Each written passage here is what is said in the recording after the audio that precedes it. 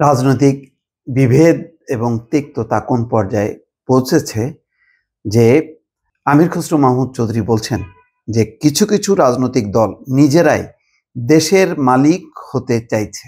অর্থাৎ তিনি বলতে চাচ্ছেন যে জনগণের ম্যান্ডেট ছাড়াই কিছু রাজনৈতিক দল তার মতন করে কিছু বিষয় চাপিয়ে দিতে চাচ্ছে এবং তারাই মালিক এমন একটা ধারণা প্রতিষ্ঠা করার চেষ্টা করছে।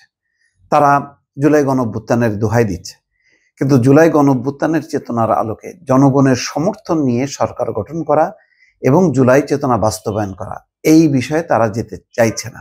সেই কারণেই আমির খসরু মাহমুদ চৌধুরী বলতে চাচ্ছেন যে কিছু কিছু দল যে নিজেরাই মালিক বনে গেছেন বা মালিক হতে চাইছে এমন একটা ধারণা তারা প্রতিষ্ঠিত করতে চাচ্ছে। তিনি বলছেন জনগণের মালিকানা নিশ্চিত করার জন্য গত 17 বছর এই দেশের মানুষ ত্যাগ স্বীকার করেছে, কিন্তু আমার মনে হচ্ছে কিছু কিছু রাজনৈতিক দল নিজেরাই মালিক হয়ে যেতে চাইছে।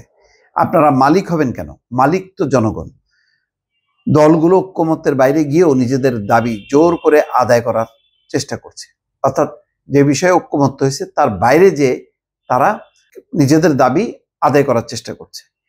অন্য কোনো দাবি থাকলে তা জনগণের ম্যান্ডেটের মাধ্যমে সংসদে আসতে হবে। যেমন জুলাই সনদ স্বাক্ষরিত হয়েছে, সেই সনদে তো বলা হয়নি যে এই জুলাই সনদের মানে আইনি ভিত্তি সংসদের বাইরে হবে। এই জুলাই সনদ বাস্তবায়নের জন্য গণভোট হবে। সে কারণেই বলছে যে জাতীয় সংসদ নির্বাচন দিলেই তো জুলাই সনদ বাস্তবায়নটা ত্বরান্বিত হয়, কিন্তু তার বাইরে গিয়ে অন্য ইস্যুটা আনা হচ্ছে কেন? জুলাই সনদের আইনি ভিত্তি দিতে হবে, সাংবিধানিক আদেশের মাধ্যমে গণভোট করতে হবে নির্বাচনের আগেই, এই কথাগুলো তো জুলাই সনদে ছিল না। তাহলে এটার দাবি কেন? এটাই হচ্ছে আমির খসরু মাহমুদ চৌধুরীর মূল যুক্তি। শনিবারে রাজধানীর হোটেল ইন্টারকন্টিনেন্টালে জনতার ইশতেহার এবং অনলাইন প্রমিস ট্র্যাকার নামক ওয়েবসাইট এবং অ্যাপের উদ্বোধন অনুষ্ঠানে তিনি এই কথা বলছেন। আমির খসরু বলছেন, দীর্ঘ আলোচনার পর আমরা একটা ঐক্যমত্যে আসতে পেরেছি, সনদ স্বাক্ষর করেছি। যেহেতু সবার ঐক্যমত্যে একটা সনদ স্বাক্ষরিত হয়েছে, সেই সনদকে আমাদের সম্মান করতে হবে। তবে এর বাইরেও আমাদের অনেক চিন্তা থাকতে পারে, এই চিন্তাকে সম্মান করতে হবে। আমরা যেটা ভাবছি না অন্য রাজনৈতিক দল ভাবলে তার প্রতি সহনশীল হতে হবে। রাজনৈতিক দলগুলোর এটা ভাবতে হবে যে যতটুকু ঐক্যমত্য হয়েছে এর বাইরে গিয়ে নতুন ইস্যু সৃষ্টি করলে তা ঐক্যমত্যের প্রতি সম্মান জানানো হবে না। জুলাই সনদ বাস্তবায়নের ক্ষেত্রে আবার একটা আলোচনা আসছে, হতেই পারে, তবে তা বাস্তবায়নের ক্ষেত্রেও ঐক্যমত্য থাকতে হবে।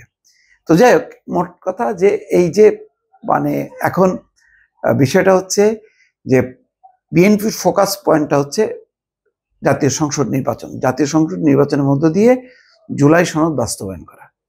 কিন্তু জামাত এবং এনসিপি কোনো কোনো ক্ষেত্রে বলছে যে আগেই হইতে হবে গণভোট এবং জুলাই সনদের আইনি ভিত্তি আগেই দিতে হবে।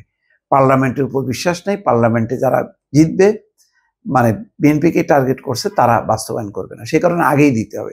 কিন্তু আগে দিতে গেলে সেটা হচ্ছে সংবিধানকে আরো বাইপাস করা হবে। সংবিধান যেহেতু বর্তমান সংবিধান অনুযায়ী দেশ চলছে, সুতরাং এই সংবিধানের আওতায় এখন নির্বাচন হবে, নির্বাচিত পার্লামেন্ট সনদ বাস্তবায়ন করবে। এটাই হচ্ছে আমির খসরু মাহমুদ চৌধুরীর মূল বক্তব্য। এই কারণে তিনি বলছেন যে এই প্রথাগত জিনিস, এই সিস্টেমের বাইরে যে কিছু দল তাদের দাবি আদায়ের মধ্য দিয়ে তারা নিজেরাই দেশের মালিক বনে যেতে চাইছেন এমন একটা ধারণা তারা সামনে আনছেন। দর্শক।